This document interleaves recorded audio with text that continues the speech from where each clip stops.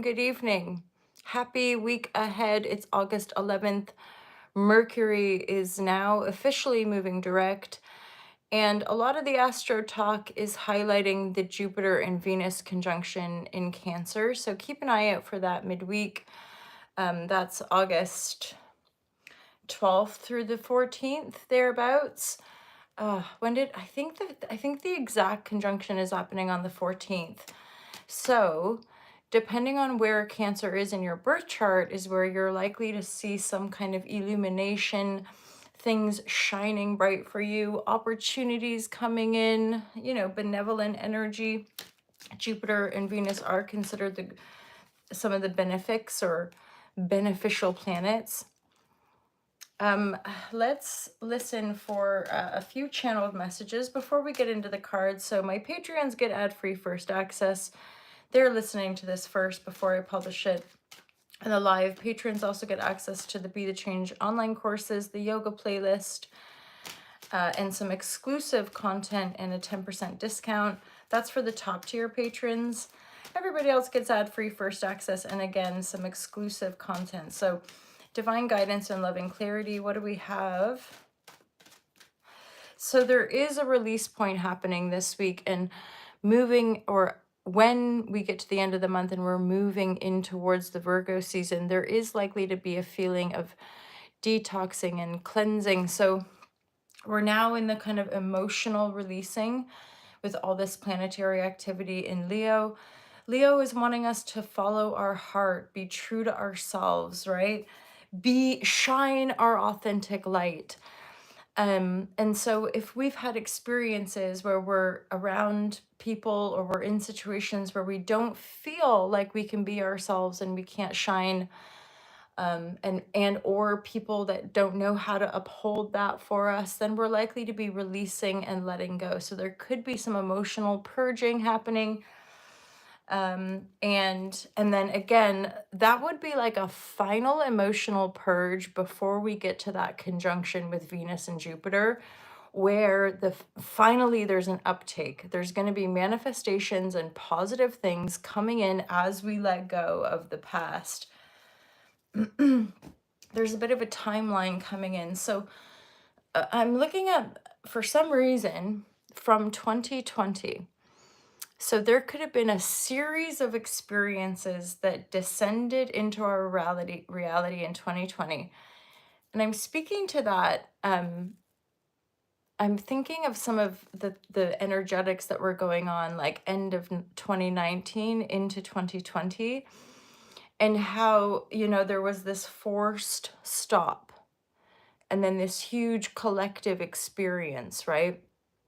And so there could have been like having to dig deeper, having to excavate more of the garden, having to go over things that we thought were done, but then they come into our reality. So we were healing more grief, healing more heartbreak, having to commit to the path, right? Having to really commit to the journey, as it were. So there could be a little bit of a review phase from about 2020 until now. And so again, the things that are not coming with us, the things that we're not going to be taking with us moving forward, are being released, are being processed, are being let go of, right? And that can be a way of thinking, that can be a self-belief, that can be, of course, people, places, and things in our realities, that could be careers, jobs, right? Like things that we're letting go of. A lot of it will be psychological for some reason, because I think there's these kite formations as well. So Mars, a grand air trine is happening in the sky. But of course, with the Mars in opposition to Saturn and Neptune, there's the opposition. So these oppositional energies, and again, it's so unique to our personal natal chart, but the way things are squaring off can be assisting us with that emotional purging, the releasing of the densities that that we just don't want to carry with us anymore. And then the benevolent energy, including the kite, could be this rather quick forward momentum. And again, a lot of it is probably feeling intense because Pluto's involved. Pluto is like known as the great, like a destroyer. So the things that the Pluto is like, we can't think like that anymore. And it's being supported with Uranus as well. Uranus is in Gemini. So there's this beautiful trine between Uranus and Pluto that's helping us like shake things up. Like, think of a sick plant. Sometimes we have to uproot it. We have to clean its roots. We have to kind of give it a new home. I'm thinking of those crabs that, shell crabs, I forget what they're called, but they, hermit crabs. Yeah, hermit crabs. I think they outgrow their shell, right? So you can often look at things in nature to reflect the symbolic nature of our existence here.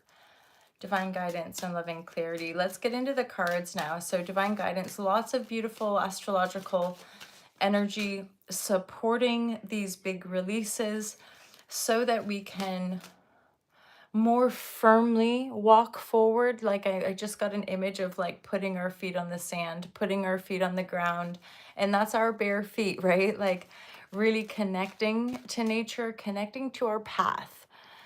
And that, I think sometimes we get in our heads a little bit with a lot of the information, including galactic information. But all of it is here to be embodied and walked on the planet. We want new systems. We have to be a new system. We have to live a new system of expression on the planet and then align, right? So we work through all these shadows, we work through all these densities. These are being released so that we can walk our path in authenticity. Yeah, divine guidance and loving clarity. I hear that like from within, the divine guidance and loving clarity. There could be new love coming in. There's a Knight of Cups, Scorpio, Cancer, Pisces. This is a water energy moving forward. So for some of you, there could be an offer of love. Like, hey, let's go on a date. There's something a bit romantic here. And then I did see an Ace of Cups. So for some of you, this is just a new encounter, which could be quite loving, honest, forthcoming in revealing those honest expressions. Somebody could be coming from a distance as well, or they're moving towards you. It's that simple. And this person has had some sort of like clarity, as in they can see something they couldn't see before, and now they're moving forward.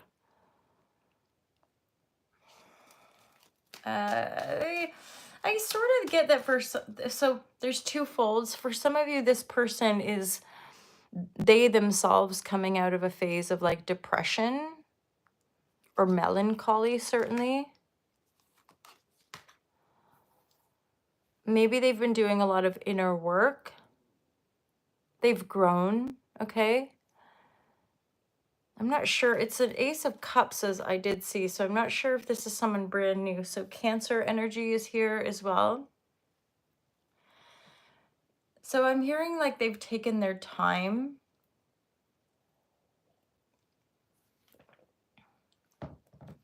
They've taken their time and they've grown. They've probably done a fair bit of inner work and shadow work, and there's been movement for them as they come forward. And there again, you can flip the script. So it could be you wanting to move forward, you wanting to offer something, reveal something. And it could be to get clarity. And again, you can flip the script and do what you like with the genders, but there's an Empress, and I'm hearing like they see you as an Empress or Emperor, right? There's likely an age difference here as well.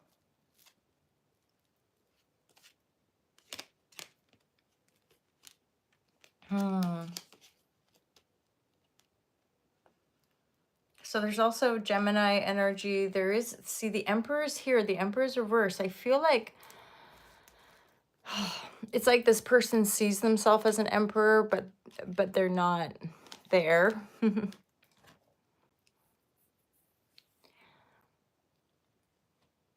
So there could be some sort of dialogue or communication of more vulnerability with the Knight of Pentacle, because they see you as an empress and they're not quite vibrating the emperor. So that's like they're aware that they're, and this is where the age gap, they might be younger, or less emotionally mature.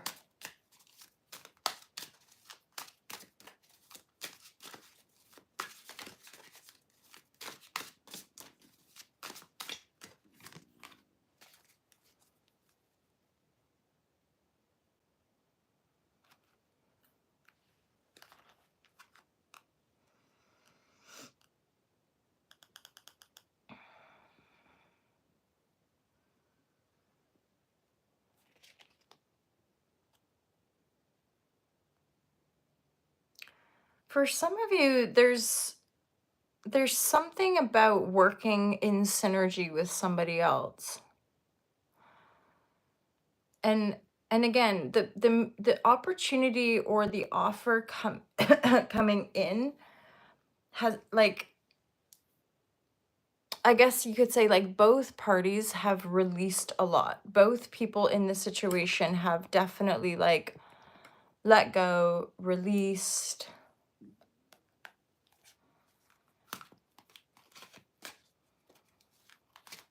The Empress here is looking forward. So the Empress is standing on her own, ready to move forward, wanting to move forward. And it's like she's had the Kundalini activation. She's an awakened Empress, right? Thus, she is a creator in her own right, simply sitting on her throne, waiting for support systems, waiting for people to come in.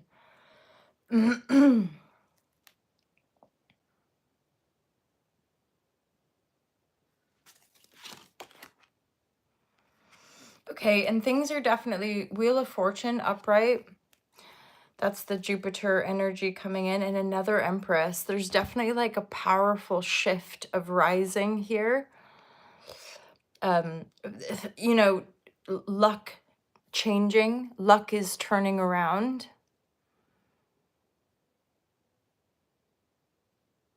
This, I mean, it's not necessarily love here too. For some of you, this could be a genuine like work offer, a project opportunity. There seems to be water energy kind of looking at this Empress. So this could be people we've dealt with. This could be people in our lives just kind of watching us from afar. Now, the people involved here have definitely done a lot of work. They've definitely released a lot. There's either an age difference or simply like some sort of energetic imbalance. We're dealing with an Empress and a Knight of Cups, but the Knight of Cups looks like they're moving forward in earnest, wanting to do the work. But beware, because they're definitely like the Emperor reverse, the Lovers reverse. There's...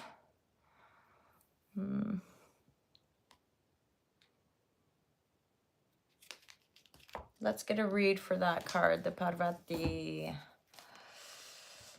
Yeah, so the Knight of Cups definitely has done some profound shadow work. Like they've healed a lot of grief, a lot of loss.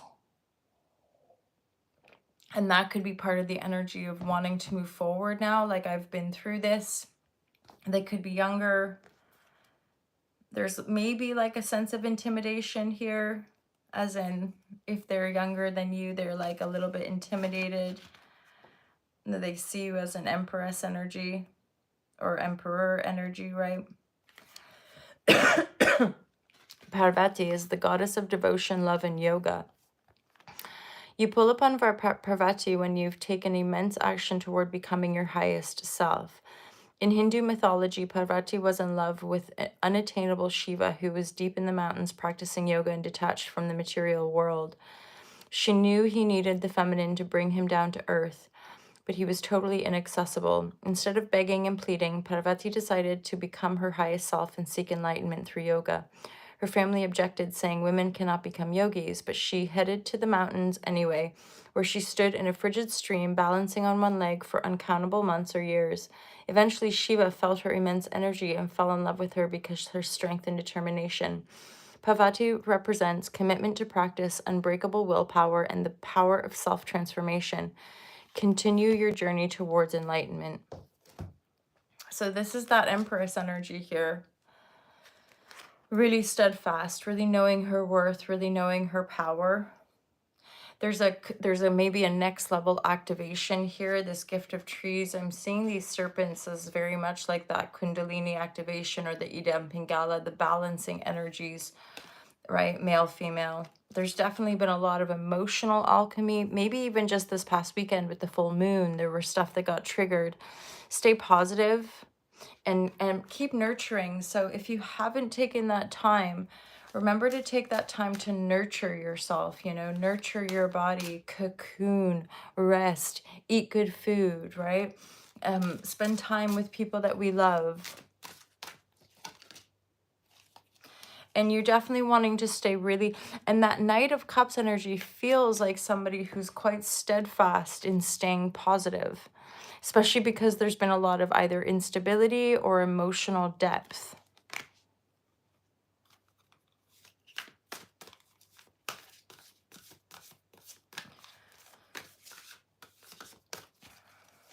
It's almost like there's this energetic shift before we step into it.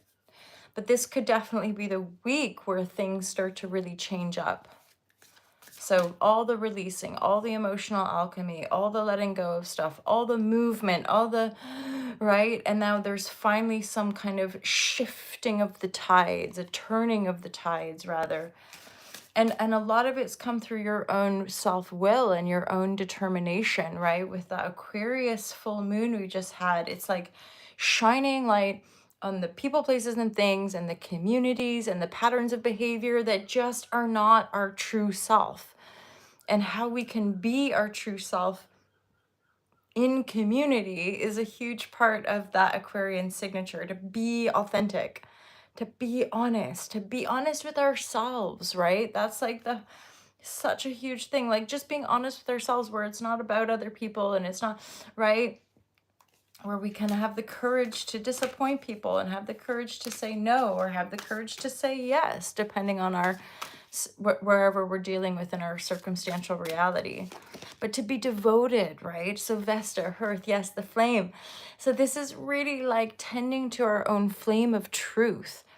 Some of us, it's more, it could be more like practical as well, or literal, where we're cleaning our spaces, we're cleansing the old objects that relate to certain things, or you know, fanning our own flame at home in our nice clean spaces, tending to the flame, tending to that flame, like getting to know ourselves. It's so sacred, that inner connection, right? So we honor that inner connection to move ourselves forward. For some of you, it's like finally really getting the Empress Wheel of Fortune, positive things coming in now. Wishes fulfilled. But I don't even see, it's not even quite wishes fulfilled. It's that which you've been focused on. It's that which you've been praying for. It's that which you've been journaling. It's that manifestation that you've known is true to your Empress.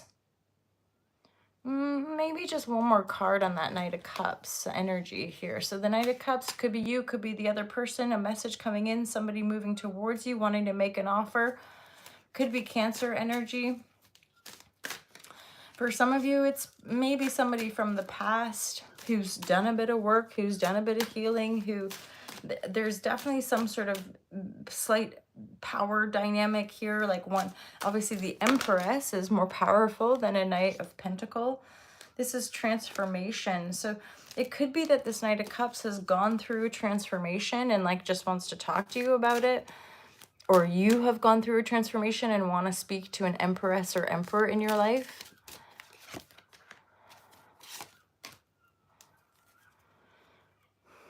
It might be an encounter from the past where there was distortion, love affair, or a lack of integrity, a lack of knowing the self, um, you know, in the icky form or dense form power dynamic. So the Knight of Cups seems humbled and like a return to innocence. And whether it's somebody from the past or us just coming back into our innocence and attracting greater presence and greater innocence in our lives, then that's also juicy. Yeah, for some of you, this is possibly a past life connection. So just be aware of that. Staying in your integrity, staying in your innocence as well. So, because there's definitely like an innocence in the power of the Empress and Emperor. I mean, like in essence, like being able to laugh, being able to enjoy ourselves, being able to be in our integrity, right? Being ourselves. That's the Aquarian signature with that, with the Sun in Leo. And then with Mercury now moving forward, it's like prime time. And with that Jupiter, Venus conjunction, this is prime time for speaking our truth. So, and then that speaking our truth is in alignment with expressions of love, like really positive expressions of, yay, you did a good job, or yay, you got the job, or oh my gosh, so and so has a crush on so and so, and right? Like, so positive things unfolding to then take us into these new energetics. And that's Empress with the Wheel of Fortune. Let the momentum of life take you, and stay focused on the positive focus with this card here. And it's so true, right? Like we're focusing positive from within. We're clearing and cleaning our spaces. We're in these final stages here now in releasing some of these old cycles, go all the way back to even 2017, 18, because there's signatures from these specific points of time. 2017, 18 is when we last had Mercury retrograding through the fire houses. So, and again, they're always different, but there can be essences or energetics that shine light. So if it's been a heavy focus on the way we relate to people and or relationship dynamics and or finances and work stuff or home and family or whatever, right? Probably touches on lots of those areas. But going back and then moving forward, Mercury moving forward is like, haha, now I can speak it. Now I can sign on the dotted line. Now I can make that move. Now I can make that pivot and express what needs to be expressed to be able to move forward in the direction that I'm desiring to go, especially with this big air trine in the sky, or just a grand, it's not air trine, but like, well, yeah, there is an air trine, but then there's the kite, there's those oppositions, right? So we're using the crunchiness, the emotional depth and intensity to essentially, let's go fly a kite, right? Like to lift us off and move us forward. So we're going to use the trine energy, positive mental focus, trusting the divine, to usher us into these new timelines, essentially. Not that anything necessarily massively changes in the physical always, right? We've already been seeding. We've already been laying the bed, as it were, right? To be able to sleep more comfortably, to be able to relate more authentically. And that's a big part of it. And there's continuing to be more mass awakening. And then again, with Saturn and Neptune, there's a real, we are embedding these new timelines where we will see more beautiful communities rise up. We will see more authentic divine leaders. And that will continue to shine light on the inauthentic ones and or the false gurus and or the false leaders, right? That don't have the collective, the whole in its care. So we're stewards, right? We're kind of ushering in this new age of belonging, of care, of, and my God, as I speak these words, I just think what a journey and how challenging it can be. And that's why we need that truth and that authenticity to hold space for the immense healing that's taking place on the planet right now. I'm going to leave it there. My beautiful Patreons, love you guys so much. Have a great day. Feel free to reach out. Feel free to comment. Let me know if that resonates with you, and have a wonderful week ahead. I'll see you guys soon. Take care. Peace out.